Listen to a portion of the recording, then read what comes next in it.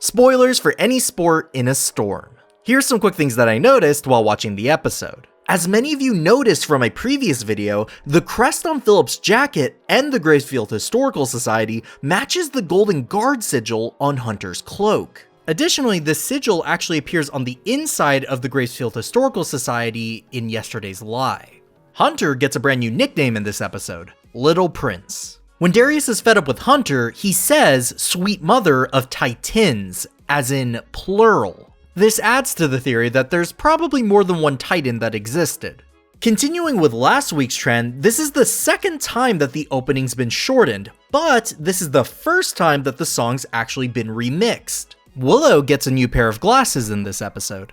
The two characters in the center of this photo appear to be Willow's dads when they were kids. It seems that Penstagram has gotten a 2.0 update. In the corner of the club fair, you can see that there's a Giraffe Appreciation Club.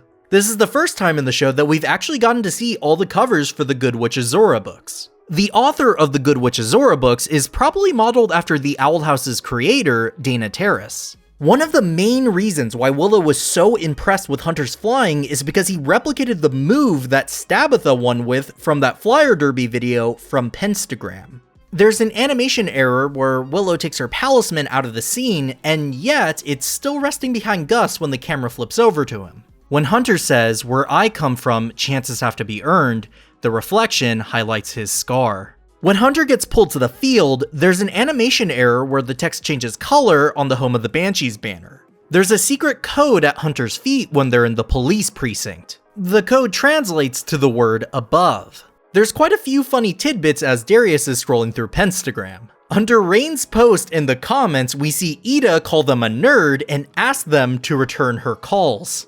It seems that Alador is helping Belus' plans along as he's working on the Abomaton 2.5 per Belus' wishes, and seems to know that Darius called him a hack somehow. Also, Emra is very embarrassed. There's a surprising number of parallels between the endings of this episode and Hooty's moving hassle. What?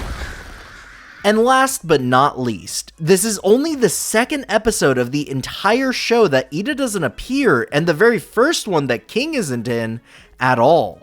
Be sure to post in the comments if you saw something I might have missed, and I just want to take a second to thank you all so much for subscribing. Seriously, we just reached over 1,000 members of the Witch Appreciation Society a few days ago, and I cannot believe that we made it there, and I cannot thank you all enough for your love and support.